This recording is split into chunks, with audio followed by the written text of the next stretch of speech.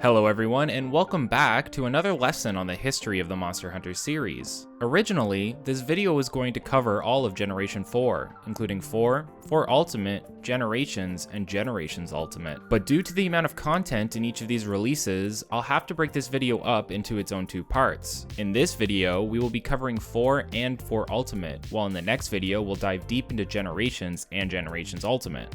I think consistency in a game series is a rare thing. Generally, in a long-running series, you'll have a roller coaster of releases, some being the perfect example of, yes, this is why I love these games, and others kind of leaving you scratching your head, wondering why you even bought this garbage to begin with. I can often look back at the upcoming release of Kingdom Hearts 2, how infuriatingly excited I was for the release of it, and how long the wait was killing me. I would constantly be browsing online sites like KH Insider, looking for any shred of new information, and any taste of the game before its initial release, when I could finally get my hands on it.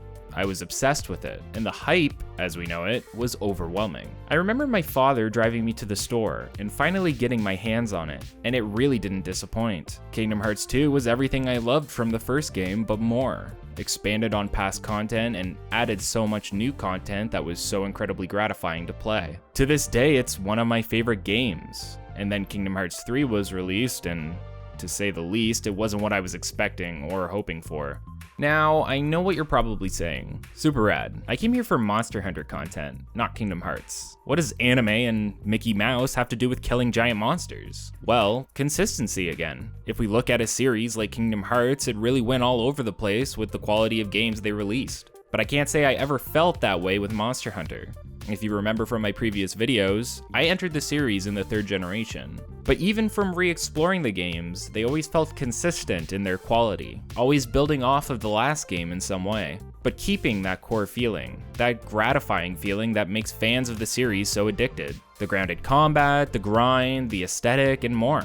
Monster Hunter had a few hiccups, like the inclusion of water-based combat in Tri and 3 Ultimate, but it never disappointed me. World being another story altogether. What I'm trying to say is that with each release in the series, Monster Hunter is, in some way, Kingdom Hearts 2 to me. I obsess over its release, it comes out, I play it, and it's everything I wanted. Everything I expected and hoped for, and more. Monster Hunter is consistent. With it, every release is a gem itself, almost always better and bigger than the last. And Monster Hunter 4 Ultimate and Generations Ultimate, to me, are love letters to the series as a whole. If you haven't watched my previous videos on the history of the series, I suggest you do so now. Additionally, if you enjoy these videos and want to help support the channel, please consider liking the video and subscribing. It just takes a couple of seconds and really helps boost the reach of the video to Monster Hunter fans everywhere. What led Monster Hunter to become the Capcom powerhouse it is today? And how did the series perform since its initial inception and release in 2004? In this multi-part video series, we'll take a look at all 5 generations of the Monster Hunter franchise, as well as Frontier, Monster Hunter Online, and several other spin-off games that have been developed. I'm Super Rad, and today I'm here to bring you a brief history of Monster Hunter, 4th generation.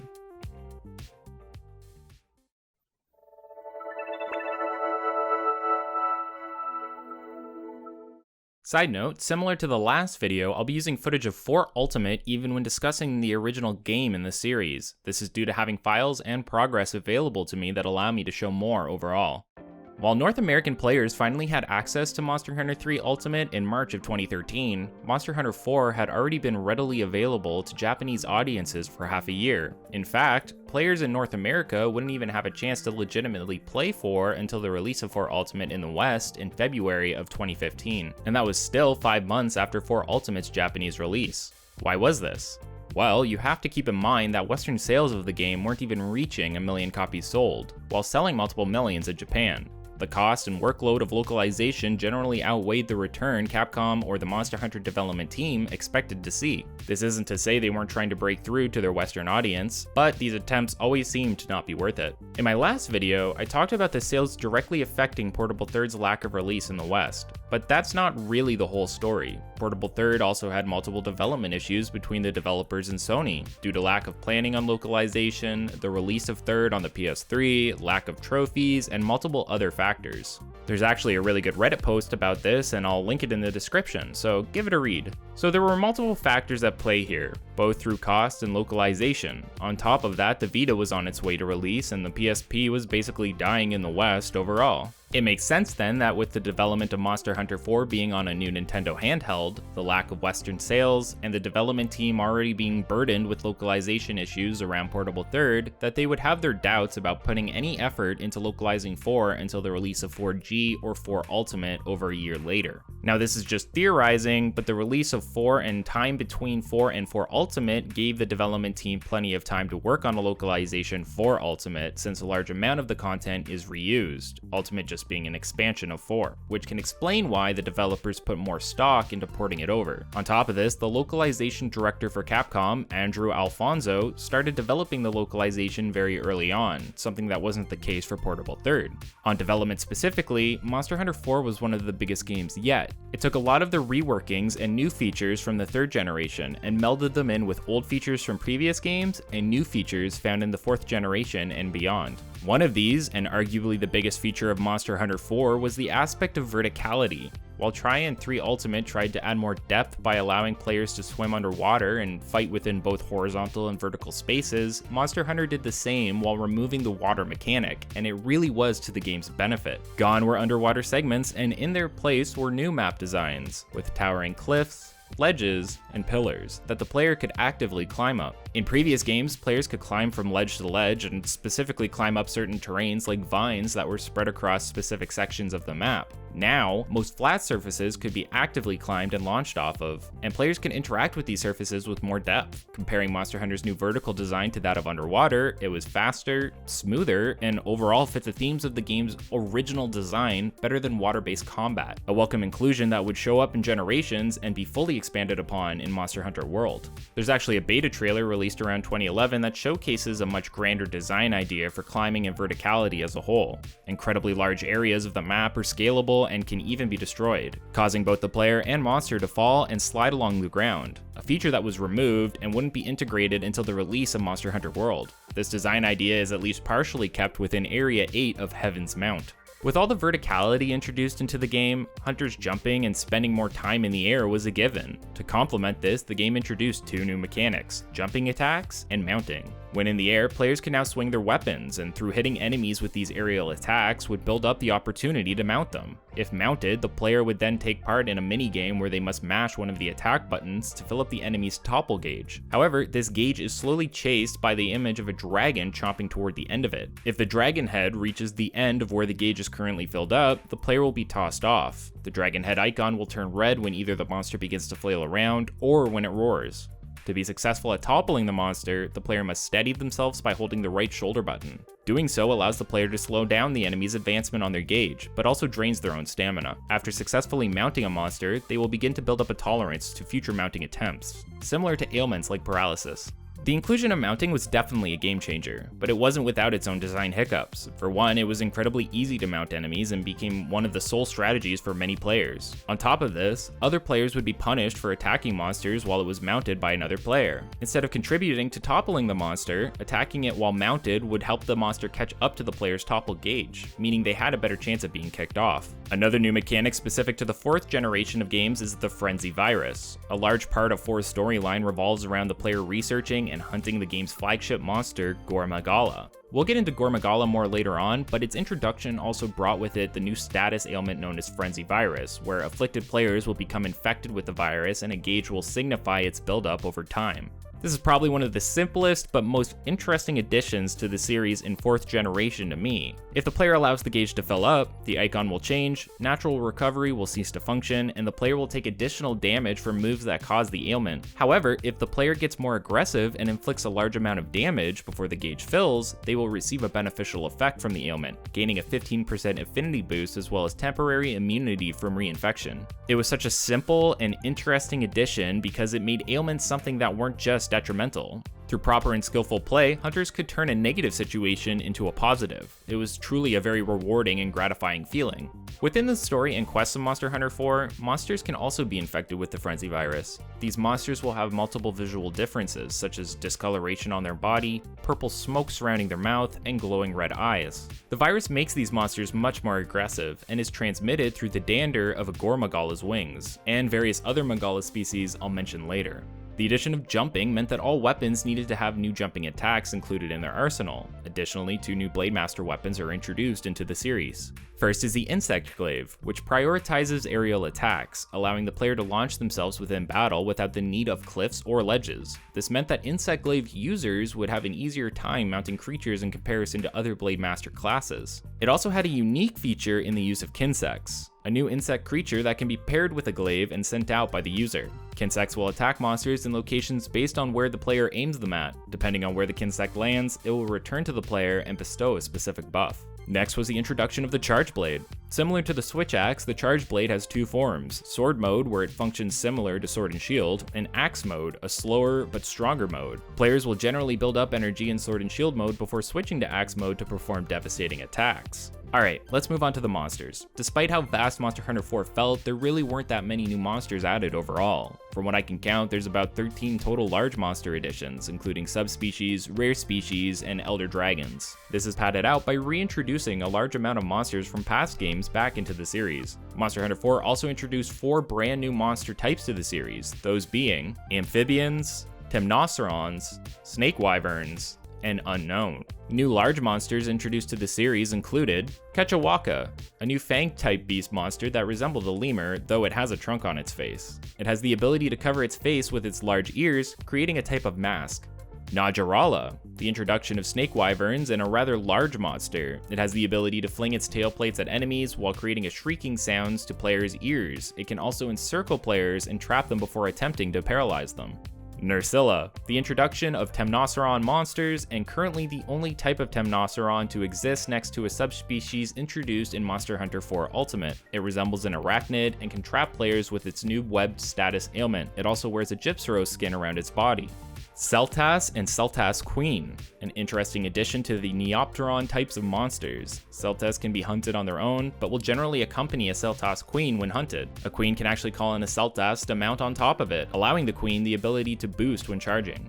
Tetsukabra is the introduction of the amphibian monsters. It resembles a toad, but has 2 large tusks attached to its lower mouth. It can use these tusks to pick up large boulders and carry them around as both a weapon and a shield. Zamtrios, another amphibian introduced in Monster Hunter 4. On top of having the ability to encase itself in a form of ice armor, Zamtrios can also enlarge its entire body, becoming a giant fleshy ball that can roll around and slam towards the player.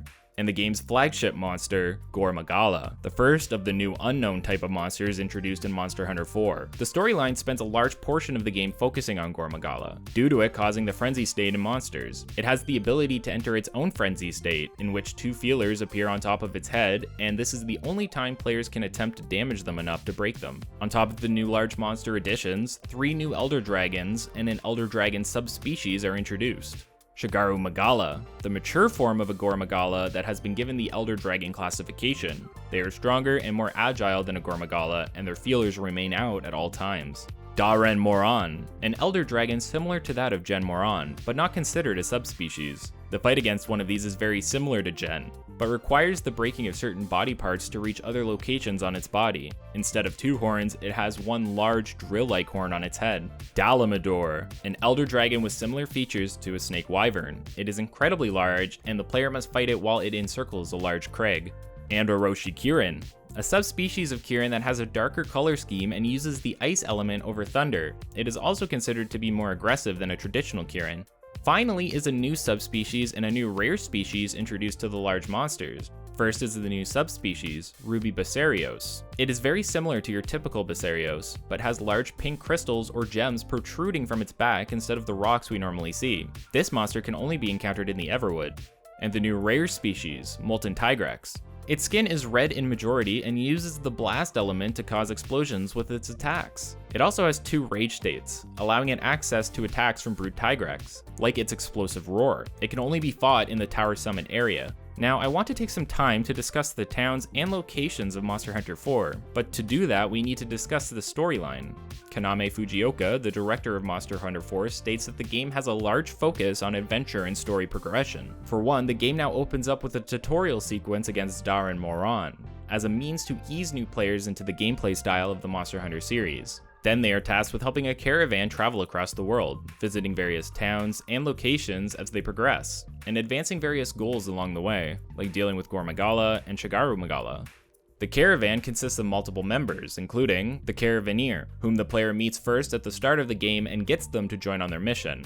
Guildmarm, the guild's receptionist and researcher. She has a lot more personality compared to other guild receptionists and hyperfixates on specific types of monsters she finds interesting, like Brachydios.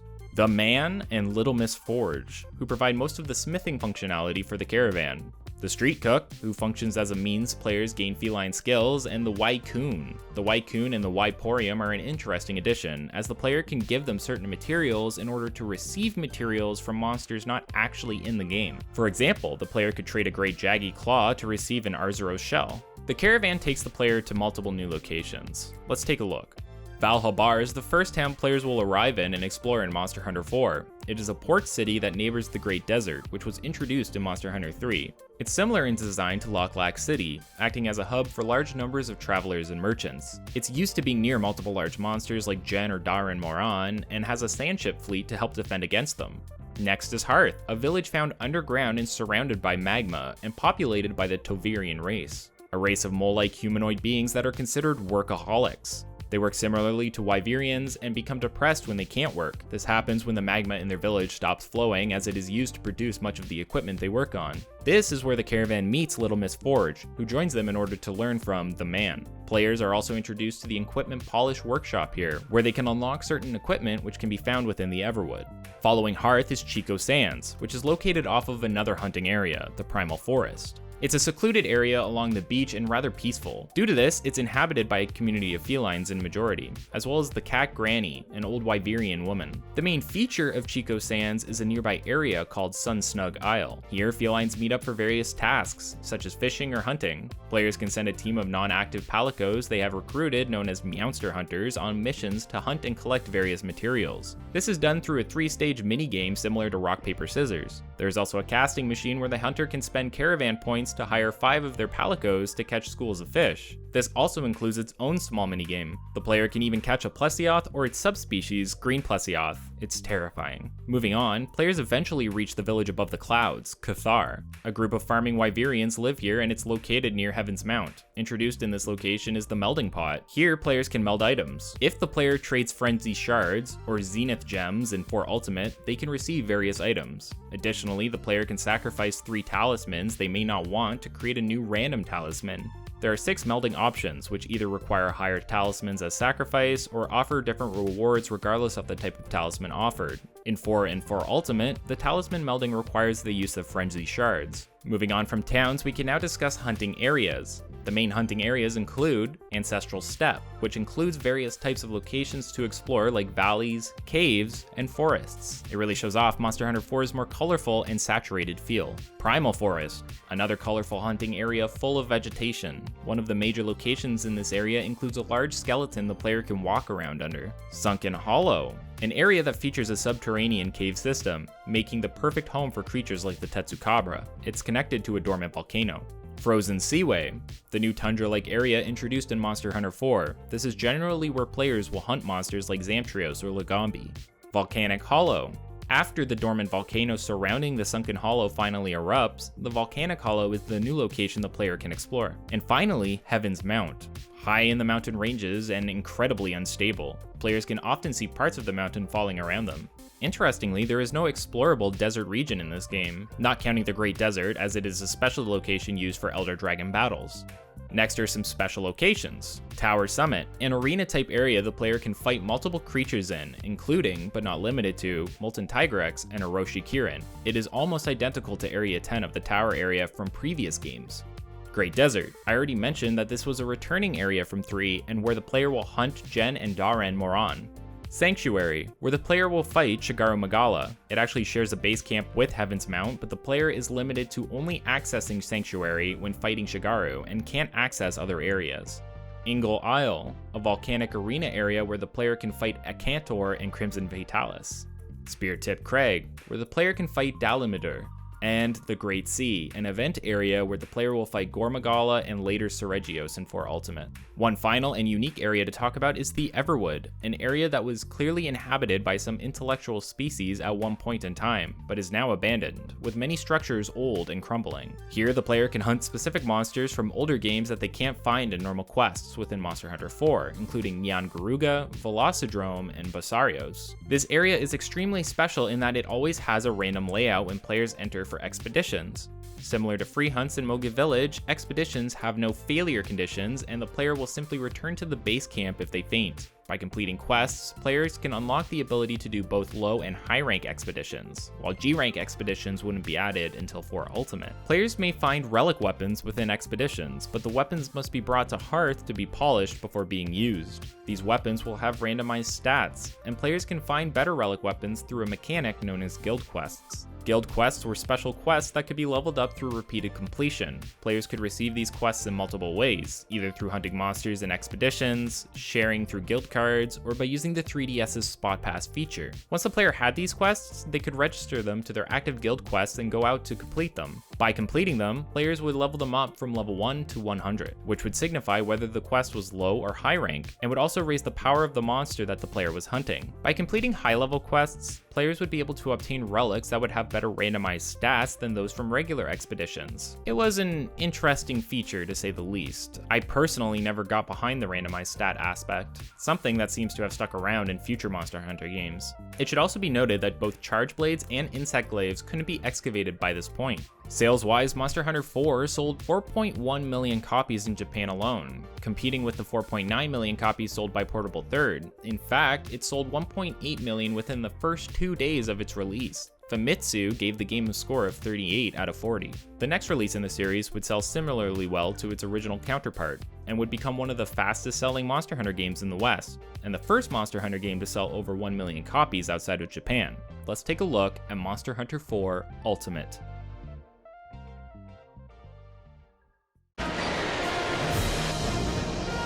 4の冒険がより壮大に、仲間がより強力に、狩りがさらに豪華に、全人類に次ぐ。さあ今こそ G へ駆り出せ。モンスターハンター 4G カプコン。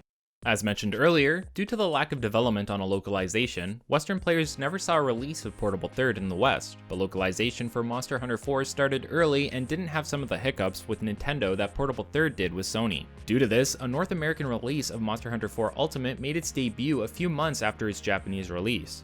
4 Ultimate was the natural expansion release to follow that of Monster Hunter 4. As with all G releases, it brought over new monsters, weapons, armors, and the G rank. On top of that are various expansions to the content introduced in 4, as well as new content altogether. It was a definitive addition to the series and included one of the biggest total monster counts to date. Let's go over some of those features now. Major changes were made to the Frenzy virus, including the debut of Y-Stones and the Apex state. To better fight against these frenzy monsters, Hunter could use these items called Y-Stones on their weapons to temporarily quell the effects of the frenzy. These items could be used multiple times, but would only last for a short period. Similar to how hunters could power through the frenzy state by dealing enough damage, some monsters now have the ability to suppress the virus as well, entering what is known as the Apex state. In this state, monsters are more powerful, durable, and aggressive, and some of their moves have even been known to be upgraded. They can even infect hunters with the frenzy virus themselves. Similar to Elder Dragons, these monsters cannot be trapped, and almost all attacks against them will bounce off. Luckily for players, there are special types of Y-Stones that can suppress this state as well, allowing the hunters to damage these monsters properly. Only certain monsters have the ability to enter this state, such as Deviljho, Zinogre, or the game's flagship monster, Seregios, as well as multiple others. Parts of the story from Monster Hunter 4 are reworked to add in the inclusion of Seregios. Additionally, near the end of the player's journey, journey, they will arrive in Dundorma, an existing location in the series and the original online hub area in Monster Hunter DOS from the second generation of games. It is not the full area of Dundorma, however, and has been limited in what can be explored by the player. I discussed Dundorma Town in part 2 of this history series, so if you haven't watched it yet, you can find all the information there. This is where the Gathering Hall is located and where players can participate in online G-Rank quests. New hunting areas were also added to Ultimate, including Dunes, a desert-based area and a remake of the old desert from Monster Hunter 1. Battle Quarters is another special area attached to Dundorma and full of special weaponry used for defending against Elder Dragons. This is an upgraded version of the town area from Monster Hunter DOS. Finally, both Polar Field from Portable Third and Castle Scrade from Monster Hunter 1 mark their return to the series. Weapons received a few reworks and new moves to make the aerial combat more accessible to different weapon types. Additionally, more options for Charge Blade and Insect Glaive were added. These weapons could also be found as relics in the Everwood now. Like Monster Hunter 4, new armor skills were added to complement the various additions to the game. Speaking of the Everwood, guild quests now had the ability to go up to level 140, where the player could hunt G-rank equivalent monsters. These would offer the best results when obtaining relic weapons. However, to balance the use of relic weapons and give players other options, a new form of upgrading regular weapons was added.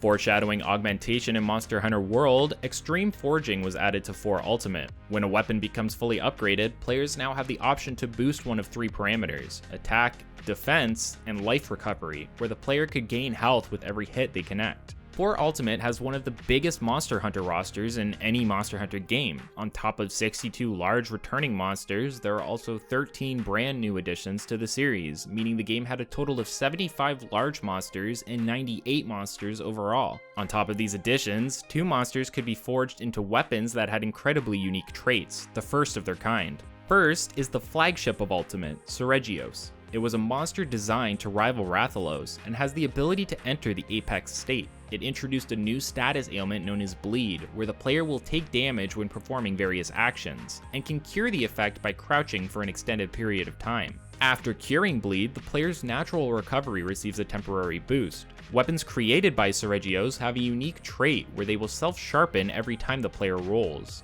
One new Elder Dragon is introduced, Gogmazios, an extremely large tar-based Elder Dragon fought in the battle quarters attached to Dundorma. It is one of the endgame G-rank fights and shares visual similarities with Gore and Shigaru Magala. It also introduces the new Tard effect, which is similar to getting webbed, but will also explode over time if the hunter does not free themselves. Multiple new subspecies also make an appearance. Ash Kechawaka, a fire-based subspecies of Kechawaka with darker fur. Tidal Narjarala, a water-based subspecies with purple plates, which it can use to shoot homing water balls at the player. Shrouded Nursilla, a subspecies that wears Kezu skin instead of a Gypsyros and can inflict paralysis on the player. Desert Celtis and Celtis Queen. Similar to your typical Celtis, but the Queen has a more articulate tail which she can use to throw male Celtis and hunters alike. Berserk Tetsukabra, a more aggressive species of Tetsukabra that can cause large explosions with the rocks it picks up. Tiger Striped Zamtrios, a warm climate subspecies of Zamtrios. Since there is no ice, it cannot create a body of armor, but it has become more agile and effective in its bloated state. And Shah Dalamadur, a subspecies of the Elder Dragon introduced in 4. There aren't many differences other than skin color, but Shah Dalamadur are weak to ice and thunder elements, unlike a typical Dalamadur. 2 variants are also introduced into the series. Chaotic Gormagala, a typical Gormagala that was interrupted during its molting process into a Shigaru Magala. Due to this, it holds visual traits of both Shigaru and Gormagala. Weapons made by Chaotic Gormagala have a unique trait, including both negative and positive affinity. When players suppress the Frenzy virus by dealing enough damage, the negative affinity is turned positive and boosts the player's overall critical hit chance. Raging Brachydios, a larger and slower variant of Brachydios that has a more yellowish hue to its slime color and turns red when enraged. Monster Hunter 4 Ultimate received favorable reviews, although Famitsu actually scored it 2 points lower than its original counterpart.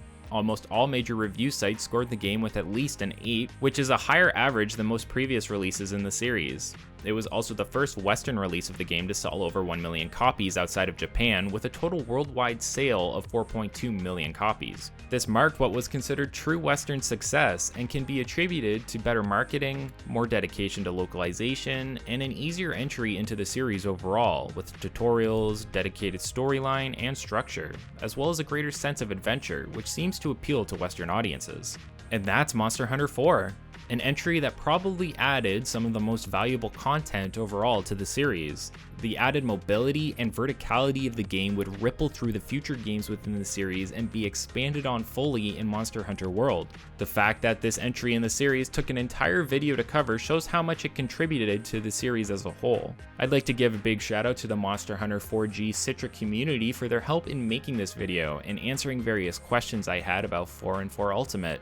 If you ever want to try a high definition version of 4 Ultimate, it's possible, and I'll link the Discord in the description. Additionally, thanks as always to the Gathering Hall lore team for helping me make sure I keep these videos as accurate as possible.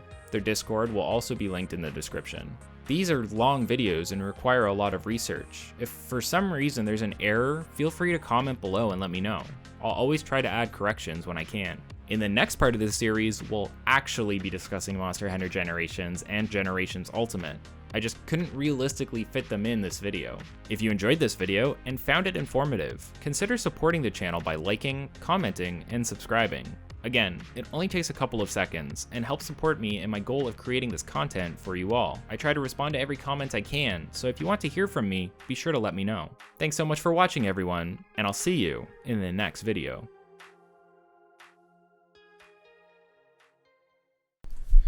Hey, it is me again. I'm here for another off-script clarification segment at the end of the video. I didn't do one of these in the last one because I didn't feel like I needed to, but I feel like there was a couple things I just wanted to quickly cover that I either glossed over or didn't mention. First thing is I didn't really talk about palicos as a whole. They still function similarly to Freedom Unite. They still have skills, they have armor, not a ton has changed about them. You can still train them, and that all takes part in the Chico Sands area mostly. And yeah, they are pretty much the same. I didn't think it was necessary to really delve into them too much, but I did want to mention that I didn't forget about them. Something else I didn't mention was the queue progress that gets made towards your house, because your house is basically the caravan, and as the caravan becomes a sand ship and then an airship, it gets upgraded visually in each city, and I thought that was pretty cool.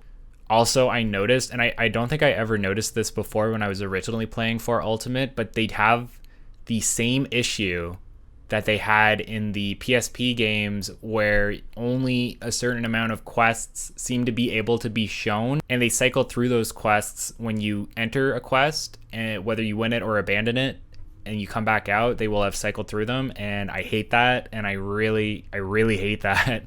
And I wish they wouldn't do that, but maybe it was a memory error or something. I'm not completely sure. And I think it's really funny that Dalamadur or Shaw Dalamadur is considered a subspecies, when realistically it's just a Dalamadur that has shed its skin and has discoloration because of that, which I think would go away with time. You would think it would be a variant instead of a subspecies, similar to Rusted Kushala, but technically Black Diablo should be a variant for similar reasons, but isn't considered a variant. I believe it's also considered a subspecies, so who knows. There isn't a ton of logic that goes into why they decide something is a subspecies or a rare species. I feel like they sometimes just toss a die and see like what the answer is going to be, but sometimes there is logic in a backstory, but this doesn't really seem to fit with what we see with Shaw Dalamadur. So I don't know, that seemed weird to me. If I messed something up, my bad. If I left something out, also my bad. But let me know in the comments and I will try to do better next time. Thank you. Okay, goodbye.